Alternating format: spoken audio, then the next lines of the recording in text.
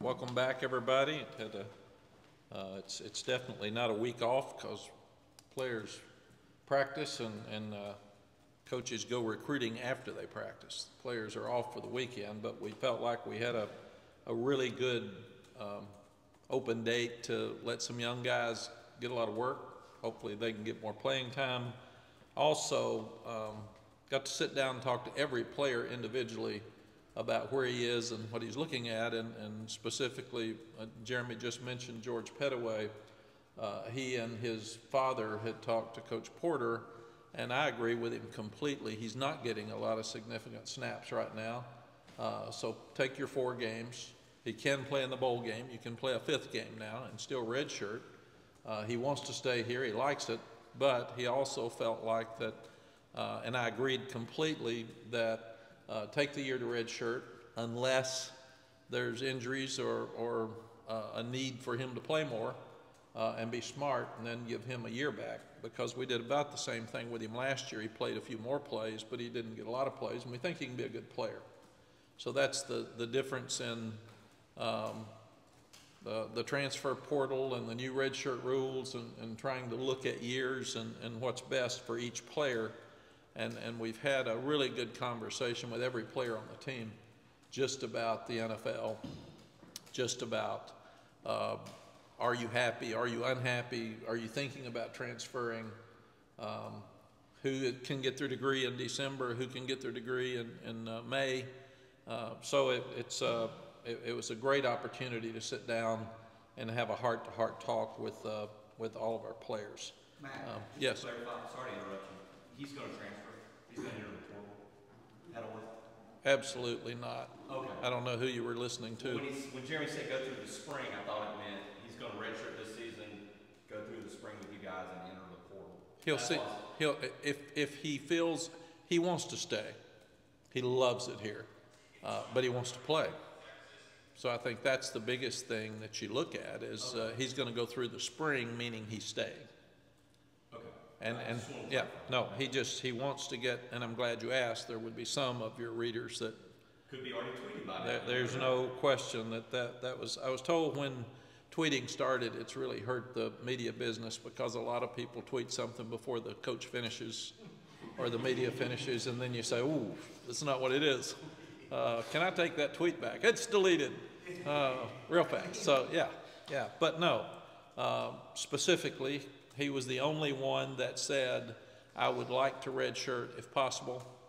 And if we had said, no, you need to keep playing, he would have done that. We were in total agreement with him that he will work, he'll practice, he'll plan on playing if we need him, but he will go back and compete in the spring and hope to get more plays. And that's totally fair with our running back situation. What I felt like I'd do is recap the Pitt game, the first 4 weeks, and then answer some questions for you as well. Talk a little bit about Syracuse. We're off to a great start, but we've got so many things we can improve. So I like the fact now that we played a tough schedule. Very few people played 3 Power 5 teams, and they're out of conference, and we are in their first 4 games.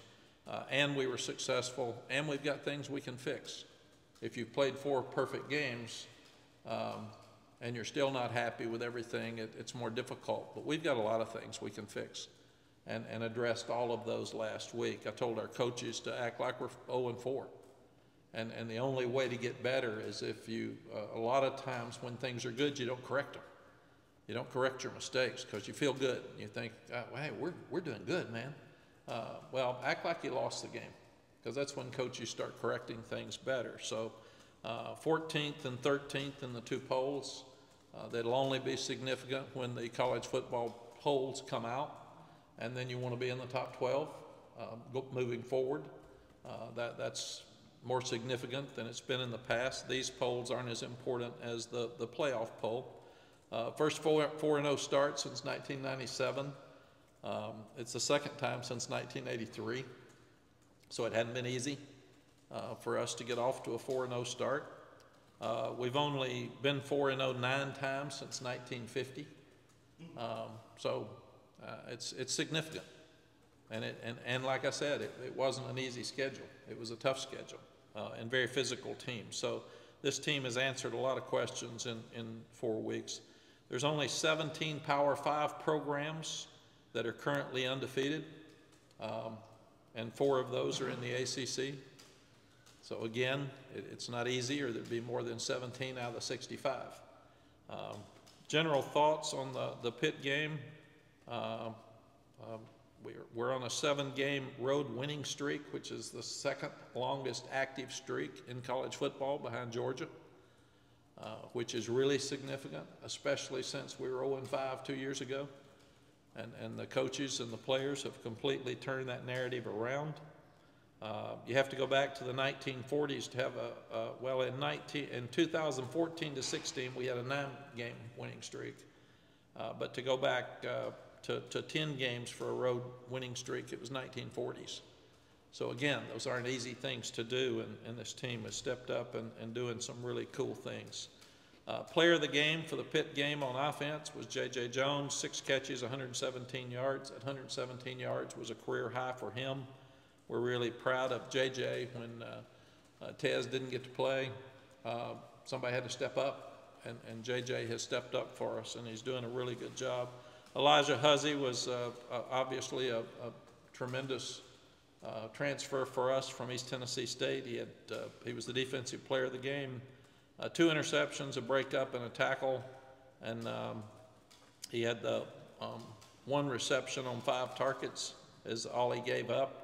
On special teams, Elijah Huzzy was also the player of the game. 2 punt returns for 81 yards, average 40.5 yards, 52-yard touchdown, and the 29-yard return led to a touchdown. So that's the best we've returned punts around here in a while. Offensively, we're still not running the ball as effectively as we wanted to since the App State game. The last 2 defensive fronts have been good. They've really worked to stop the run, but we haven't blocked them well, and we've still been stubborn and running up inside, and we've got to figure that out. And we're looking at why we're not making yards and what can we do to make yards or do something else. Don't waste plays, and that's really important. We gave up 5 sacks, which is too many. Not all of them were the offensive lines, but we've got to go back and correct that. We were able to flip the time of possession. I looked up at the end of the first quarter, 5 minutes left in the first quarter, and we hadn't touched the ball. So the new clock rules, the clock's going fast, and Pittsburgh did a really good job on their first 2 drives of killing clock and keeping the ball. And the second half, we completely flipped that time of possession and took over. We did an outstanding job with the middle 10. It was huge for us. We scored 14 points to their 3, 5 minutes before the half and 5 minutes after. We wanted to finish the game better than we did in the 4th quarter.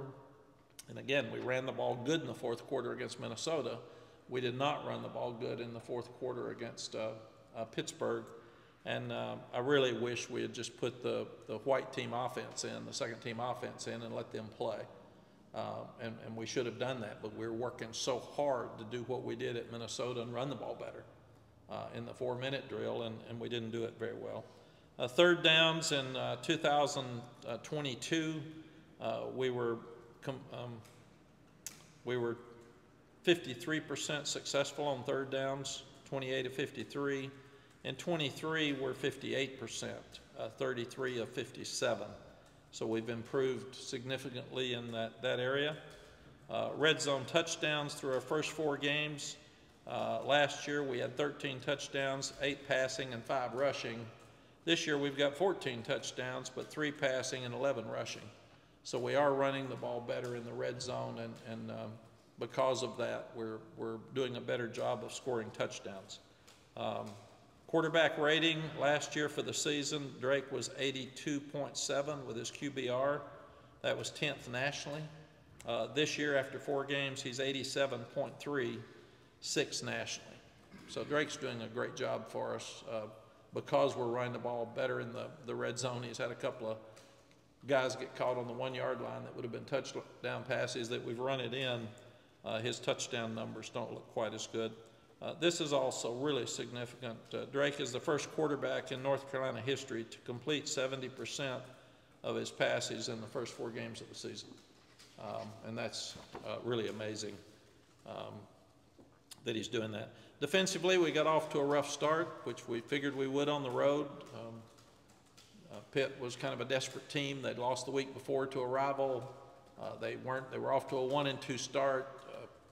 Pat stirs his guys up. They play really good at home. They play great defense. They were leading their league in defense. But they took the ball down and had 2 really good drives to start the game. And Jakovic, the quarterback, played really, really well in those drives, running and throwing. So after the first 2 drives, where they had run the ball, passed the ball, good balance, and kept the ball, after that, we gave 1 field goal up on the following 10 drives, 8 of which were 5 plays or less. We allowed 96 yards rushing on the first 2 drives, and they finished with 110 yards rushing. So Coach Chizik and the defensive staff did an outstanding job of adjusting, as they have done throughout the season, and shut Pitt down in the second half. Scoring defense in 2022, we were giving up, after 4 games last year, 39.5 points per game. Right now the defense is giving up 22 points per game. Touchdowns allowed last year, we had given up 21 touchdowns after 4 games. Right now we're giving up 10. We've only allowed 2 passing touchdowns, which is tied for second fewest nationally. Last year at this time we'd given up 14 passing touchdowns in 4 games. So again, tremendous improvement on defense in a lot of areas. Rushing defense, last year we were giving up 216 yards per game. Right now we're giving up 124. Total defense, last year we were giving up 495 at this time against an easier schedule. 2, by the way. And after 495 last year, 363 yards total defense this year. 7 sacks last year at this time, 12 this year. 18 tackles for loss last year, 26 this year. Our third down percentages have improved from, they were 42% last year, 23 of 55. Right now they're 19 of 52. We're allowing only 37% from their standpoint. Fourth downs, last year there were 3 out of 5. 60% is what they were getting. This year we have stopped people 3 out of 10. So we're only giving up 30% on fourth down situations. This is also really important. 6 sudden change situations, which means we fumbled. There's an interception, a block punt like the other night. Something happens bad, and your defense isn't expecting to come out. So it's a sudden change, and you say, defense, you got to run off the field, get on the field immediately. And right now, of the 6 sudden change situations that have come up in 4 games, we've held the opposing team to only 2 field goals. And that's something we hadn't done well, is the defense stepping up, like the other night when Ced Gray jumped on the fumble after the block punt. Special teams, we were excellent in the punt return game, as we said. Noah Burnett's made all of his kicks. We can't give up a kickoff return. That gave him some life. You take a game that should be a blowout, and you get them excited because the ball was kicked to the right place. We just didn't cover well. We had people out of the lanes, and they did a better job returning it than we did covering it. The first time they kicked and covered, and it's what's crazy about college football. We held them to the 22-yard line. And the second one's the same people, same kick, and we get out of position and don't do it well. But you can't give up a touchdown on kickoff coverage. Can't have punts blocked. It was 1 person in our shield. The shield is the back 3 people, and they had a guy reach over with a hand, and you got to block through that, and you can't have him reaching over. We're 6 for 7 on field goals for the year. Noah Burnett is 3 for 3. All are over 40 yards, so he's done an outstanding job. Ben Kiernan, as our punter, is averaging 41.2 yards per punt, and 5 of his 9 are inside the 20, which hurts your average, but helps us with field position.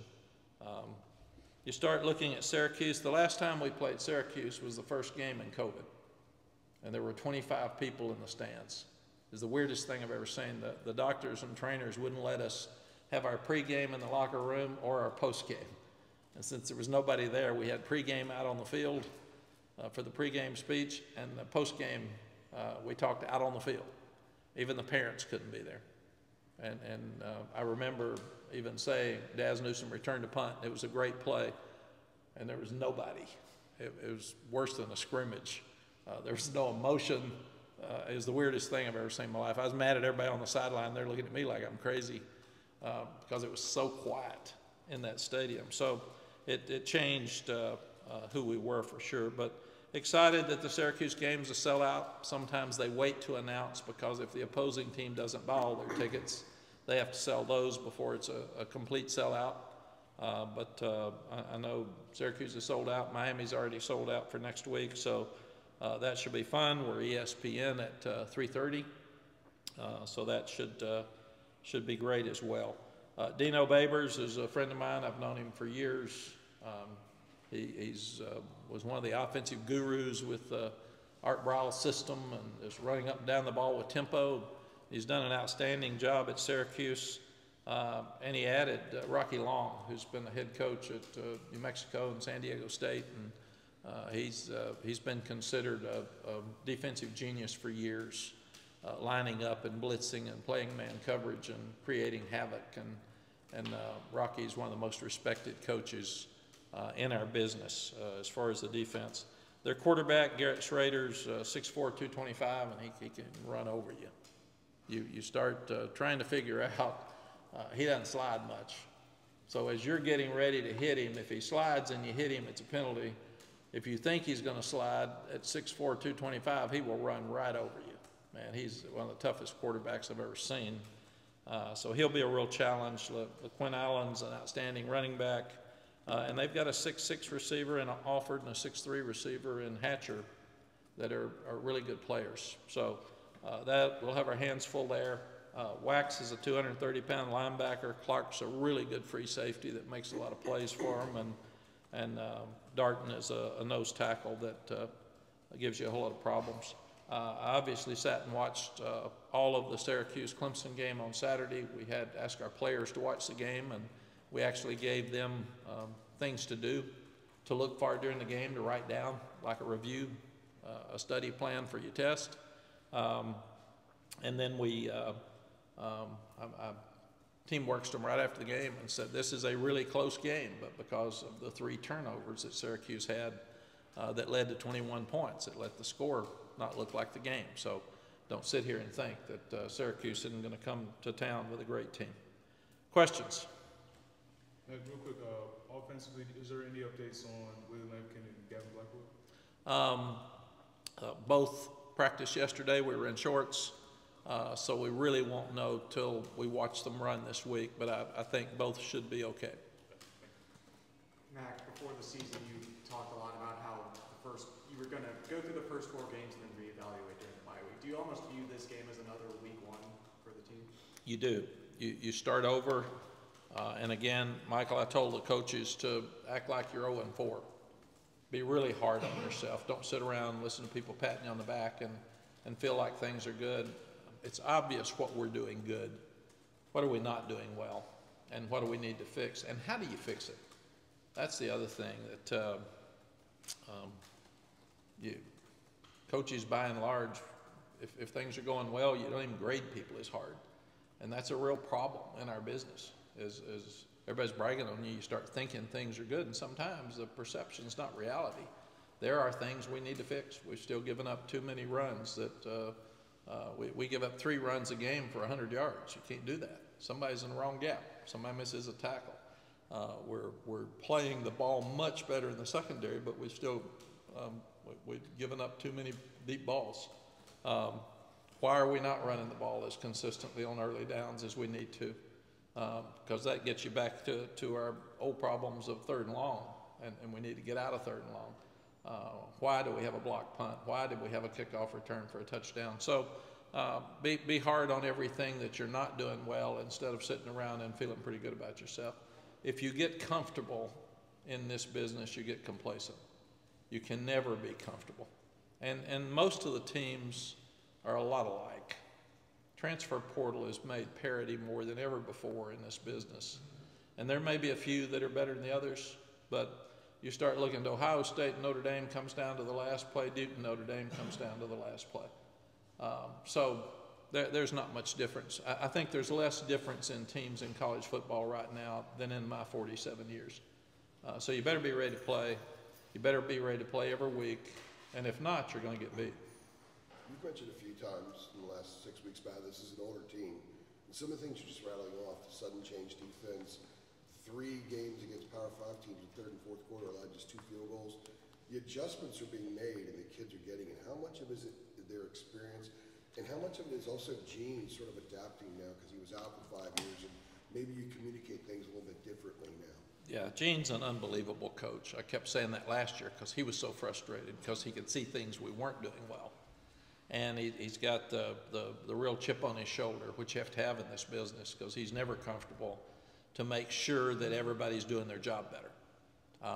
And the addition of Ted Monachino helped us because it's another set of eyes that are experienced eyes. And it helps us in so many ways just looking at, this needs to change. And I like this better, even though he can't coach on the field. And Jason Jones, his seamless transition with Charlton Warren, because they worked together at Indiana, has helped us in the secondary. So I really feel like that older players, more depth, playing more guys, they're happier, they're healthier, and only the corners are inexperienced. Everybody else has played a lot of football. And some of those games where you felt like they didn't play with a lot of energy or something, that's what I've told them. You can't be a great team if you don't show up every week.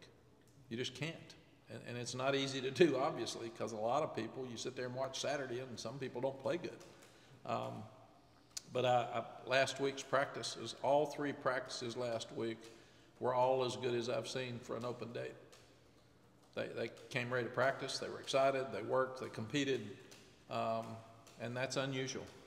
I mean, usually they take the week off. So I'm excited about what I've seen with this team. Quick follow-up on that. There were times in the last few years where things would start to spiral, the defense, and it almost looked like there was a sense of panic on the field.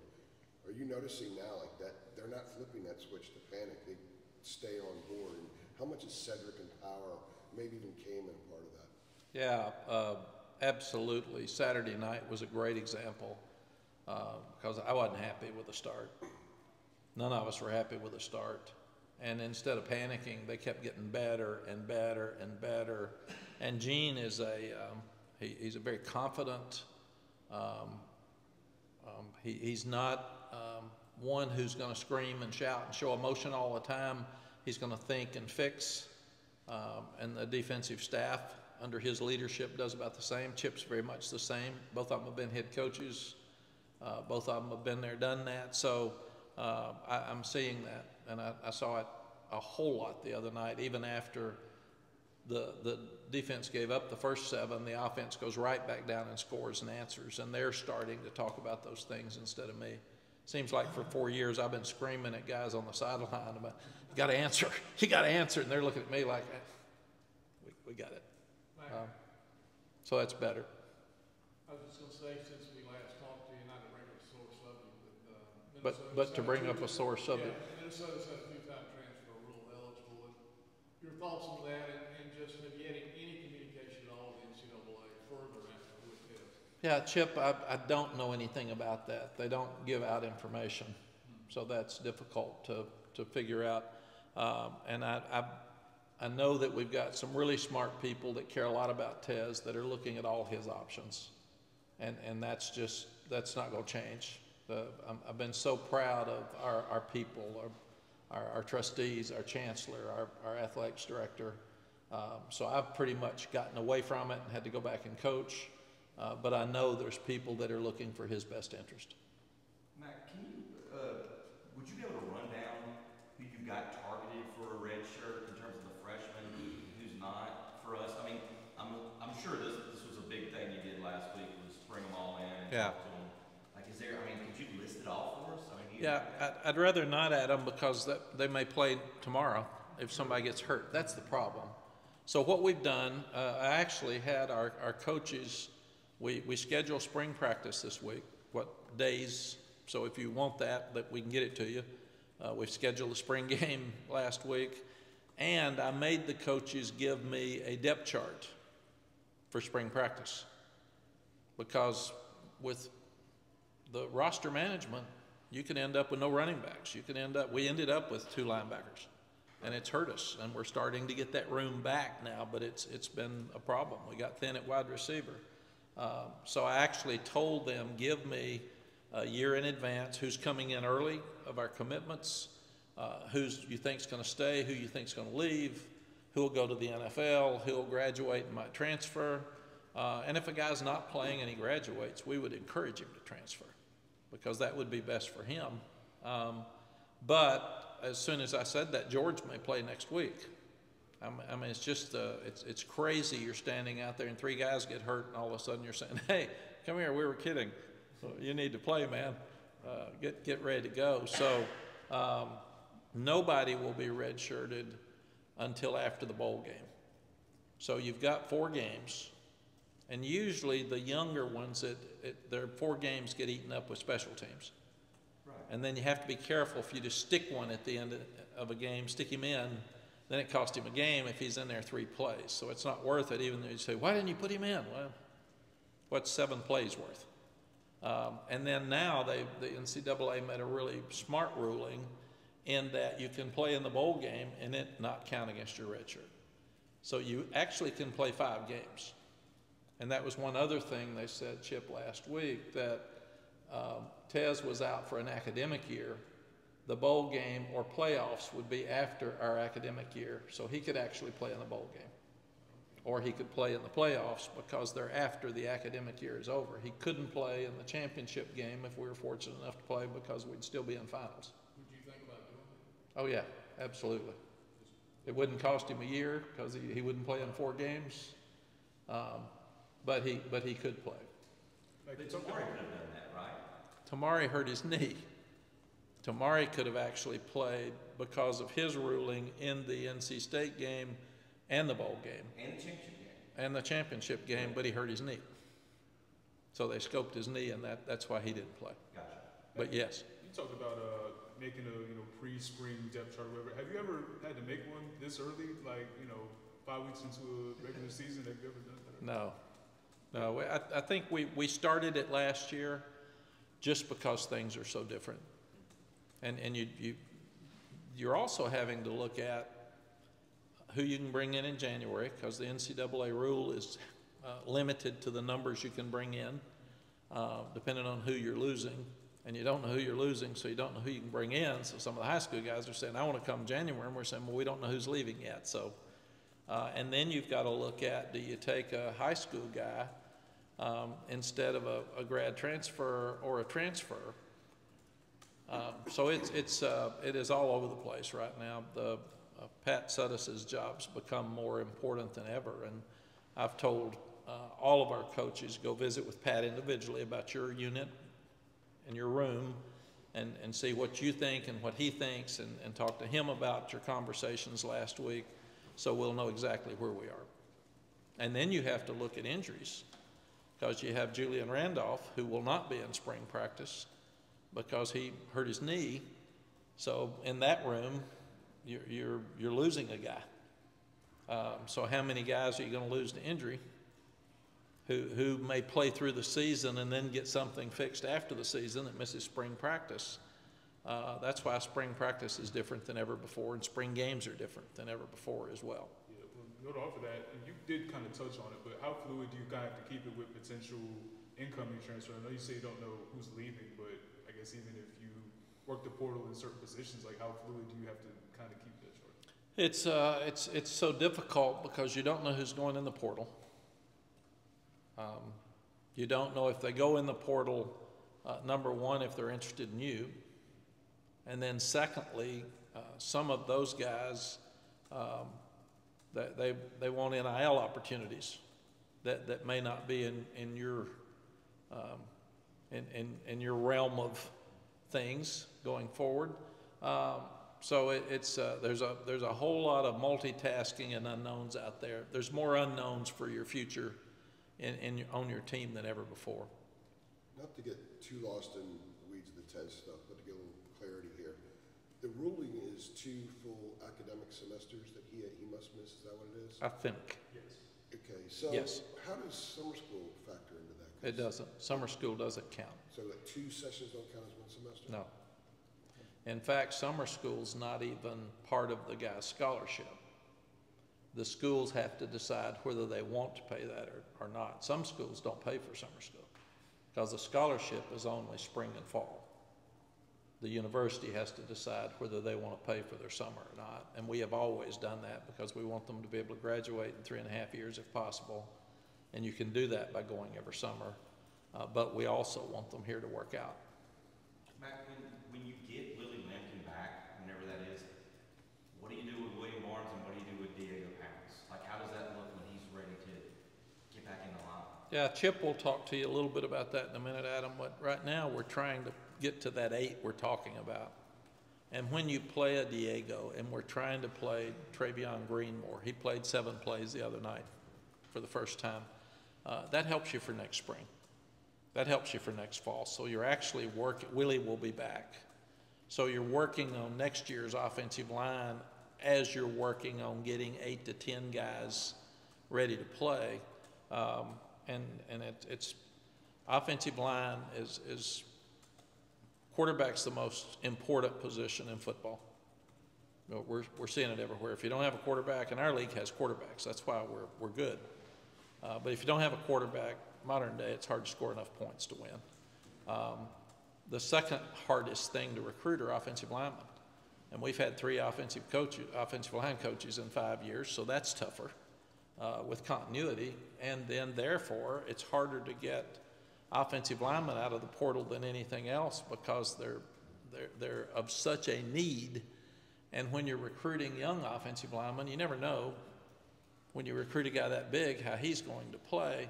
When you see a guy that's 3 years into it, then you know more about them and you can tell that they have developed. So offensive line's tough, but I'm liking the fact that we're playing more players. So William can play the guard or the tackle.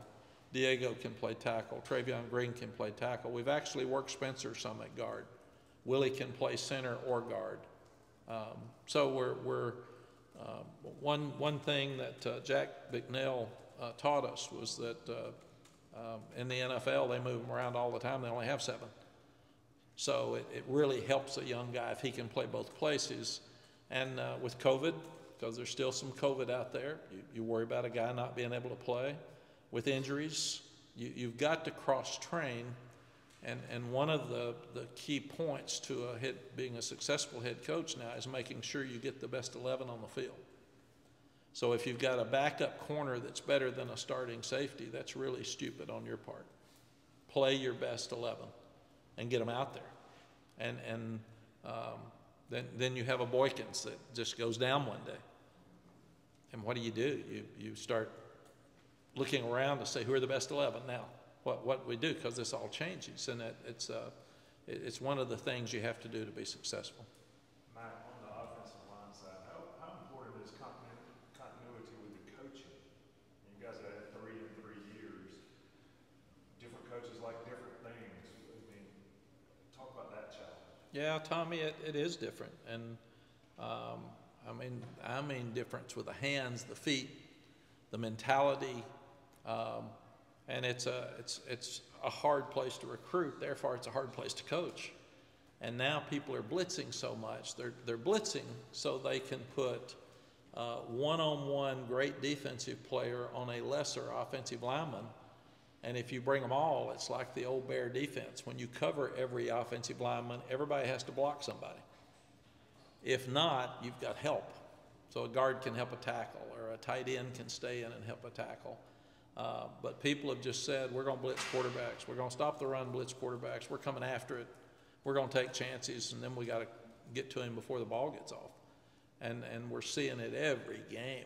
And if you can't protect enough or have that quarterback to get the ball to the right guys or get separation with your receivers, people are having trouble moving the ball. Matt, coming off the bye,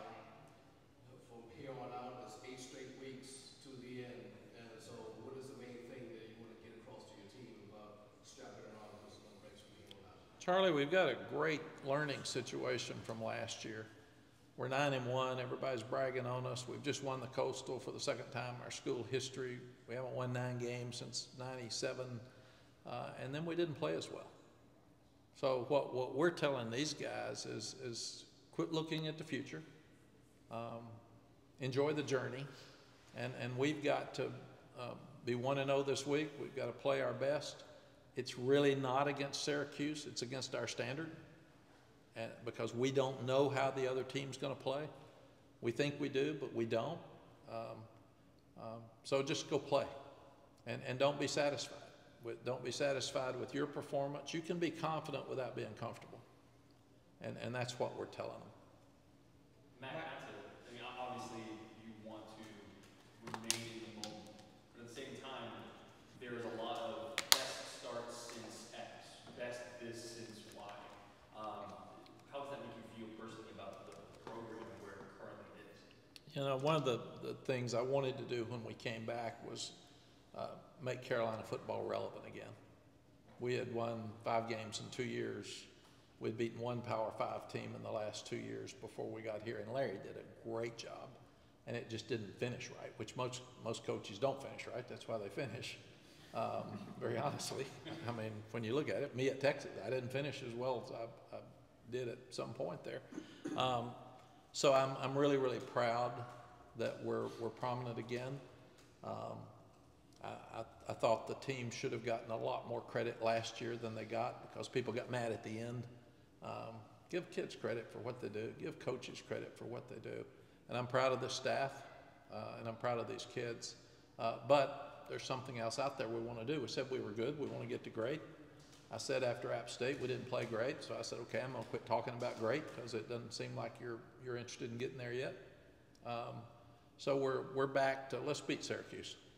Let's play as good as we can, and let's try to be 5-0. I did look up the last time we were undefeated during a season. The '97 team was 8-0 when we got beat by Florida State 20-3, when they were 1 and we were 4 in the country. So I'm gonna tell these guys in the morning that you got a while now before you can start being the best again. You got to win 9 games before you can outdo the '97 team. How much better can you guys get? I'm sorry? How much better can you guys get, and is great attainable? How far away is great on the horizon? I think we can get so much better. The defense has improved so much; it's noticeable. It's unbelievable, and they can still get better.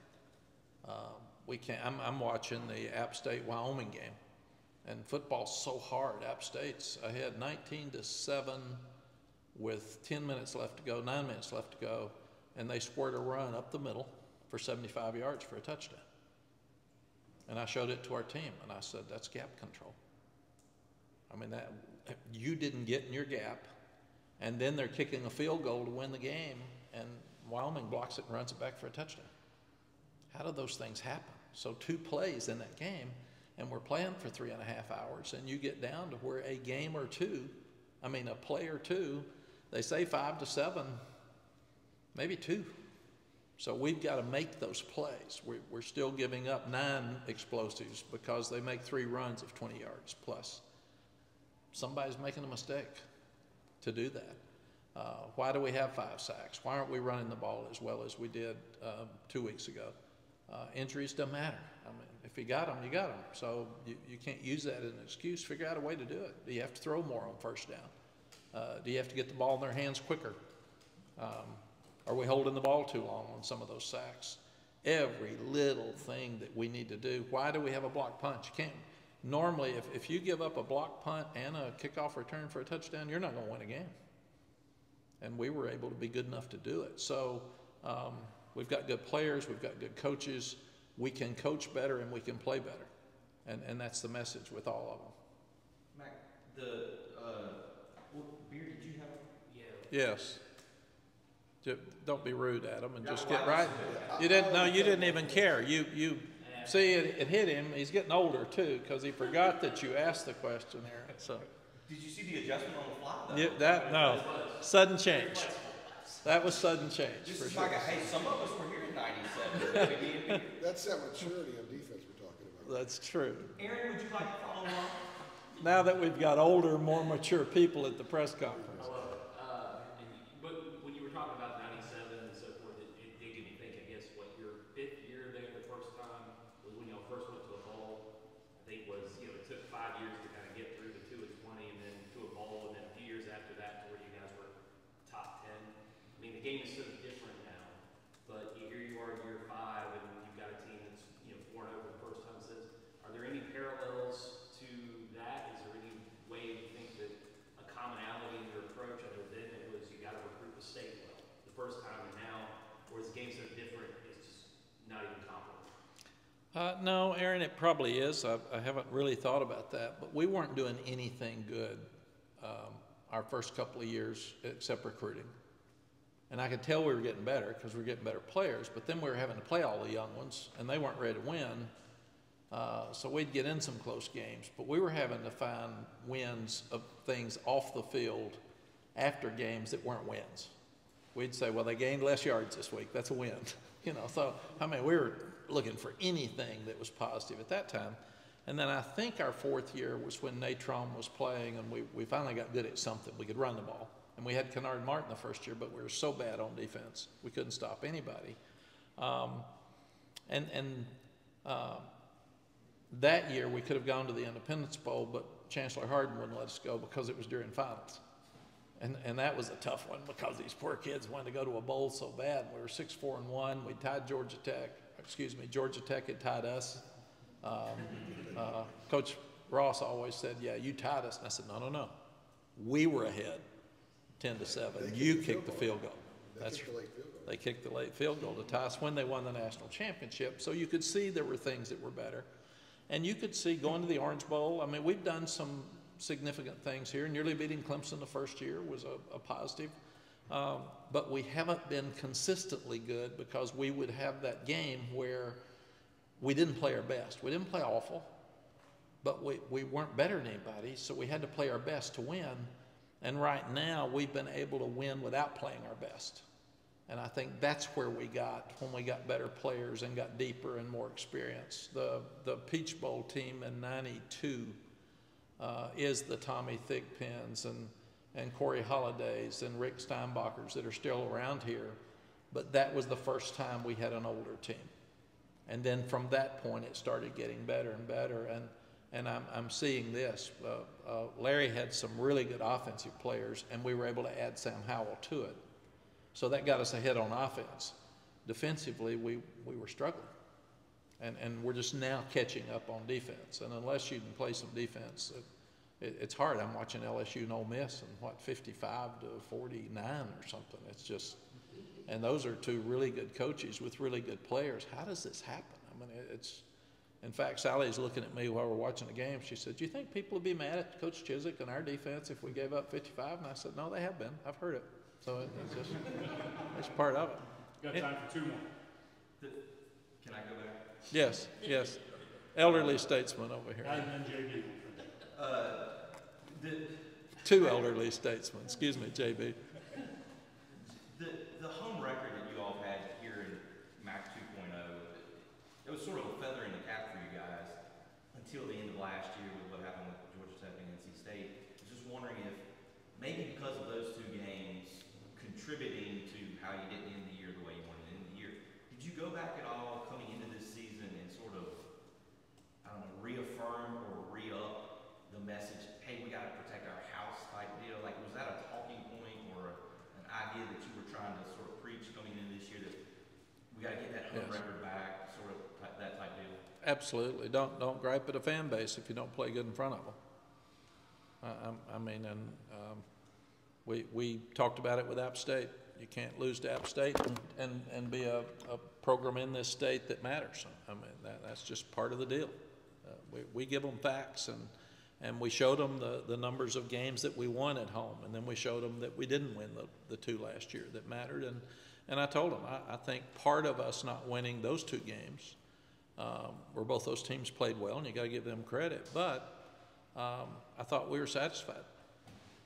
And I thought we walked into Georgia Tech. They didn't have their quarterback. They didn't have Nate. And we said, we're good. We're up 17-0, and this is cool. And you can't be cool. I look at Minnesota lost to Northwestern. They were up 31-10 starting the fourth quarter. I see UCF lost to Baylor this weekend. They were up 35-7 with 3 minutes left to go in the third quarter. So it's weird that you've got this weird combination of a clock that runs too much and it's harder to have a comeback, but you've got modern day offenses that are throwing the ball and going so fast, and defenses that get tired that you can give up 30 points like we did at App State last year, or 40 in one quarter. But kids, I'll show both of those things in the morning to our team.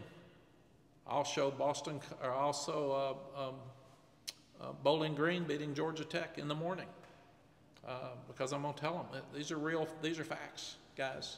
So when you're being cool on that sideline at 31-10, game's not over. And that's why I'm more hesitant to substitute late in the game now than ever before, because I've seen it turn. And when momentum's turning, now it's hard to turn it back. Yes, JB? Mack, I wanted to get in a question about, you talking about your coaching staff approaching the rest of the season as if you're 0-4. But on the flip side of that, through these first 4 games with the 4-0 record, do you feel like you see enough potential within this particular team where you guys contend for anything beyond an ACC championship? Because obviously that's the first goal.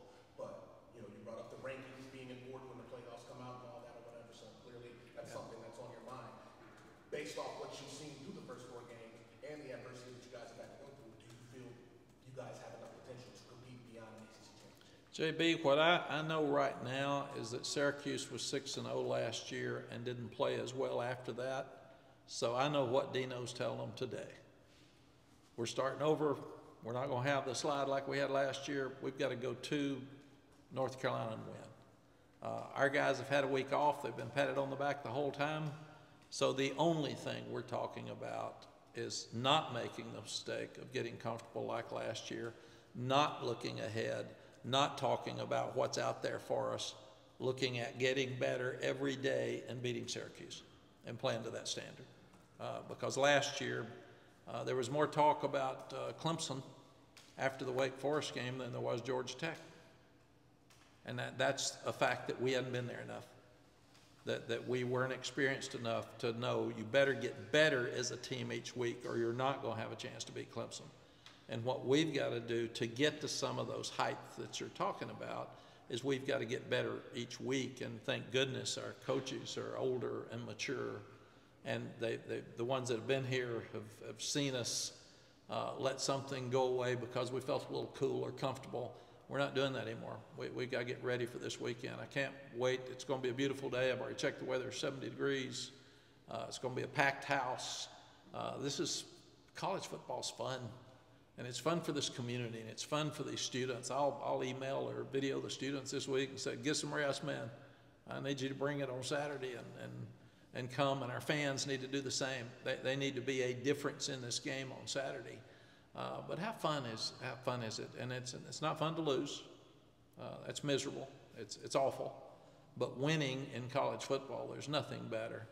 And a great Saturday afternoon with a good team coming in that's trying to beat you. And I'm enjoying watching our guys play and watching them practice. Like I said, I enjoyed all 3 practices last week. And usually for an open day practice, you're screaming at them. Come on, man. This isn't a week off. They worked. So I'm liking this team.